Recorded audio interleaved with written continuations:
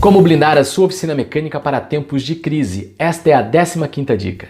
Se você não teve acesso às últimas 14 dicas, você poderá encontrá-las no canal no YouTube Rodimar Marchiori. Vai lá, se inscreve no canal e você terá acesso a todos os vídeos já postados. E claro, convido também a estarem me acompanhando nas redes sociais, Instagram e Facebook Rodimar Marchiori, e participem do grupo Dicas de Gestão de Oficinas, que é um grupo que eu tenho no Telegram e no WhatsApp, onde eu posto semanalmente várias dicas que poderão contribuir para a sua evolução profissional ou evolução dos indicadores da sua oficina mecânica. Então, para ter acesso ao grupo, vá até o Facebook Rodimar Marchiori e lá você encontrará uma postagem com mais detalhes e um link de acesso a eles. Agora vamos para mais uma dica. Na dica passada, falamos sobre o fator crítico de sucesso, que é eficiência e transparência no diagnóstico. A dica de hoje também está relacionada ao diagnóstico, mas está mais focada na formalização dessas informações. Então, para ter eficiência no diagnóstico, sim, é importante também ter qualidade na informação, e qualidade na informação passa pelo processo de formalização delas. Então, aqui, nesse processo de formalização do diagnóstico, eu quero separar em duas etapas. Uma etapa que é mais focada na área técnica e outra etapa que é focada na área comercial. Na área técnica, eu tenho 5 procedimentos específicos que é muito importante você, que é mecânico, estar atento para garantir que realmente a qualidade de informação chegue até o cliente. O primeiro procedimento é listar de forma clara e ordenada os itens que serão substituídos e a sugestão de mão de obra. De maneira prática, eu realmente ser claro naquilo que eu vou descrever. Bom, estou aqui com um veículo em questão, vamos supor que ele tenha uma manutenção do sistema de freio, que envolve freio dianteiro e freio traseiro. Então eu tenho pastilha de freio traseira, tenho pastilha de freio dianteira, tenho disco dianteiro, tenho disco traseiro, por exemplo. Então quando eu listar lá, eu devo identificar, para que realmente esta informação seja clara o suficiente para que na hora da cotação, de identificar a aplicação correta do produto, o meu comprador tenha menos chance de errar. Então, listar de forma clara é o primeiro momento. E o segundo momento é de forma ordenada, Você pode estar descrevendo lá um monte de itens, tudo misturado, suspensão, direção e freio, onde que eu tenho uma pastilha de freio como primeiro item, depois o disco de freio eu lembrei lá atrás e ficou como último item. Então faz o seguinte, separa por sistema. Suspensão, direção, freio, listar, por exemplo, de freio, pastilhas, dianteira, disco dianteiro, pastilha traseira, disco traseiro, e depois, embaixo, mão de obra, um serviço. E aí uma sugestão para você avaliar, não sei se você já faz desta forma, mas existem duas formas normais, que são mais comuns de utilizar a descrição de serviço. Uma que é total de mão de obra em tempo, quanto tempo que irá gastar para realizar esse serviço, ou outra que é em valor, onde que o mecânico ele diz, cobra tanto, você vai cobrar tanto para realizar esse serviço. E claro que tem também de uma forma sintética, que é esta que eu citei agora, ou de forma analítica, que ao lado de cada serviço que será feito, se eu quero ser mais analítico, eu vou estar descrevendo. Por exemplo, vou substituir a pastilha de freio dianteira, quanto tempo ou quanto eu cobro? Vou substituir o disco de freio dianteiro, quanto tempo, quanto eu cobro? Então, é uma sugestão para você pensar, se você já faz de uma forma ou de outra, reflita sobre as duas modalidades que são mais comuns. De uma forma sintética, total de mão de obra, seja de valor ou horas, ou de forma mais analítica, descrevendo serviço por serviço, seja valor ou horas, tá? Ou minutos, Bom, o segundo procedimento é realmente você, como técnico, se atentar a características de produtos. Se existem algumas características dos produtos que você está condenando como sugestão para substituição, essas características estão linkadas ao quê? Detalhes daquele produto que realmente facilitarão na hora da cotação para a aplicação. Ou seja, eu identificar naquele produto algumas características que irão facilitar na hora de o meu comprador buscar o produto, o código do produto, ou para o meu distribuidor identificar qual que é a aplicação correta, eu tenho aquela informação. Então, existem veículos que a gente sabe que o veículo de um ano e modelo muda a aplicação. E aí? Então, aquela característica daquele produto talvez vai facilitar na hora que o meu comprador for fazer a cotação. Porque é ano e modelo, pela característica do veículo, estaria correta a aplicação do catálogo. Porém, o que eu encontro lá na aplicação no veículo é uma peça diferente. Então, se existem algumas informações específicas, bote ao lado do produto descrito. E também, claro, informações técnicas que facilitam o processo de venda. Por exemplo, medidas, vamos citar aqui como exemplo o disco de freio. Se existe um padrão, né, para segurança, que é um limite de segurança lá de tantos milímetros, você deve identificar lá nessa pré-ordem de serviço, olha, tantos milímetros é o padrão e a situação é a tal, ou estou abaixo do padrão. Então esse disco ele deve ser substituído por causa disso, quando obviamente eu sugiro a substituição dele. Então existem informações específicas dos produtos que facilitam na hora da cotação e também servem como argumentação para a venda. Então se atente a isso. O terceiro procedimento é fazer uma reflexão. Você vai pegar o relato do cliente, que é o que trouxe o cliente até a empresa, e validar se tudo que está listado aqui como, né, a sugestão do diagnóstico, né, você deve substituir tais produtos e fazer tais mão de obras, tais serviços, se isso tudo vai resolver aquilo que trouxe o cliente até a empresa. Sei também que existe, muitas vezes vai existir nesse diagnóstico outros componentes que o cliente nem tinha consciência, que você verificou. O cliente chegou até a empresa com problema de freio, porém você identificou que a suspensão e a direção também tinham componentes que precisam ser substituídos e serviços a serem realizados, e você listou tudo. Mas muita atenção! Quando eu peço a reflexão sobre o que trouxe o cliente até a empresa, é por quê? Porque a percepção de problema do cliente, a maior percepção é aquela. Se nós passarmos um orçamento para o cliente e ele aprovar um orçamento completo, com suspensão, direção e freio, porém o freio, que era o que trouxe ele até a empresa, não ficou bom, não foi resolvido o problema, nós estamos complicados daí. Por quê? Porque a percepção de valor sobre a empresa, sobre esse diagnóstico, foi muito equivocada.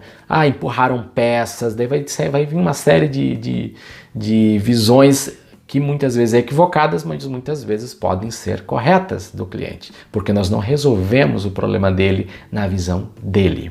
É muito importante também o quarto procedimento, que é você listar, dentre todos os produtos e serviços, o que é corretivo e o que é preventivo. Ou seja, primeiro ponto de corretivo é você validar. Eu tenho uma lista de 15 itens aqui.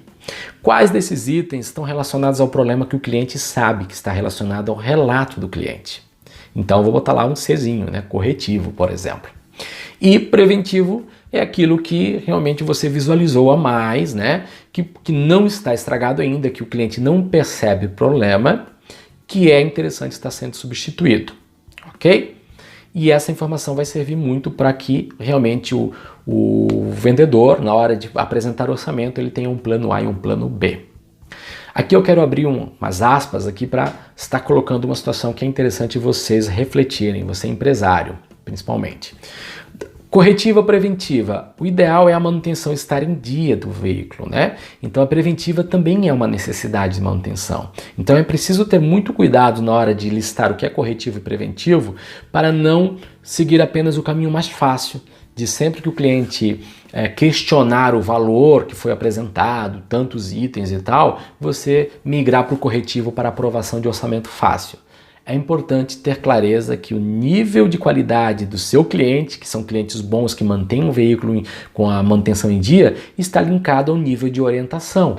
Então, cuidado para não focar só na corretiva e não dar a devida importância para a preventiva, ok? Bom, o quarto item, agora, é descrever, né, o que é o corretivo e preventivo. É também muito importante, principalmente para a organização interna, para que haja uma boa comunicação técnico, estoque e vendedor.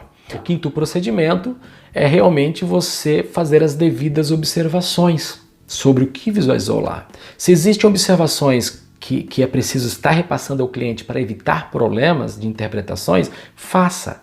Seja algo que você viu que não está relacionado ao veículo. Eu percebi que o cliente ele veio até a empresa com problema de freio, porém eu percebi que o amortecedor está estourado e eu não quis fazer um orçamento, né? Porque eu estou com pressa, enfim, tem vários motivos aí que às vezes impedem de estar fazendo. Bote na observação, atenção, avisar o cliente que o amortecedor está trancado, está vazando, ou situações que no momento do orçamento você não conseguiu ter assertividade no diagnóstico, né? Você verificou que alguns componentes acusaram falhas momentâneas, mas não necessariamente refletem o problema atual do veículo, e você acabou não sugerindo a substituição porque não quer fazer o cliente gastar demais, né, por uma coisa que não tem certeza ainda, coloque lá uma observação. Olha, fique atento, tal produto, tal peça apresentou pequena falha, porém ainda não há necessidade de substituição, mas cabe atenção a esse produto. Para que serve isso, pessoal? Vou citar um exemplo aqui. Você fez uma manutenção na elétrica do veículo e verificou que existe uma oscilação lá, um problema na bateria, porém este problema ainda não é característico de uma falha clássica ou que o cliente já perceba. E aí o que ocorre? Você pode tanto já informar o cliente e passar um orçamento, como também apenas aguardar que dê um problema, correto? Agora entra um detalhe. Eu vou apresentar um orçamento de uma bateria, dependendo do veículo, muito caro. E aí a percepção do cliente pode ser, pô, estão tentando me empurrar coisa, ou, no mínimo, pode quebrar orçamentos, né? Que tem outros itens e aí o cliente acaba não fazendo nada. Então, se o risco de falha por ocasião daquele produto for muito baixo, você deve, no mínimo, orientar o cliente que você visualizou esta pequena oscilação e deixar para que o cliente realmente decida se ele quer correr riscos ou não. Não assuma riscos que não são da sua empresa, ou você como técnico não assuma riscos que não são seus, correto? Então transparência e eficiência no diagnóstico também tem que ser levado em consideração este quinto procedimento, ok? Agora vamos falar sobre a área comercial. Quais são os procedimentos que você deve se atentar? Na área comercial eu tenho aqui 4 procedimentos que é a sugestão que você, comprador ou você vendedor, que também faz essa atividade de cotação, fique atento para não errar, para que a qualidade do diagnóstico seja perfeita, né? Então, a primeira etapa é realmente você formalizar essas informações, seja em um software de gestão, onde que você vai poder consultar a qualquer momento, ou seja em blocos de anotações, né? De preferência com 2 vias. Empresas às vezes fazem orçamentos e não tem 2 vias, né? Rodmar, eu não tenho um sistema e não quero botar um sistema. Tudo bem, tenha um bloco de anotações. E claro, com 2 vias para que você realmente tenha lá esse histórico do que foi orçado no futuro. Porque o cliente ele pode voltar a qualquer dia para fazer o serviço que você sugeriu, mas ele perdeu o orçamento. E aí? Você tem que fazer todo um procedimento de novo. Então, a dica é formalizar esta informação em um software de gestão ou um mecanismo que você consiga no futuro consultar estas informações. O segundo procedimento é você listar com clareza o que foi listado lá pelo técnico, né? De forma ordenada também, sistema por sistema, né? A mão de obra, tudo conforme o técnico listou. Não tente abreviar se o técnico foi analítico, tá? Porque você pode, através dessa abreviação, né, de vou botar total de mão de obra, talvez, se a empresa tem como estratégia ser analítica, você acaba prejudicando a estratégia da empresa. Terceiro procedimento é cuidado com as marcas que você está cotando.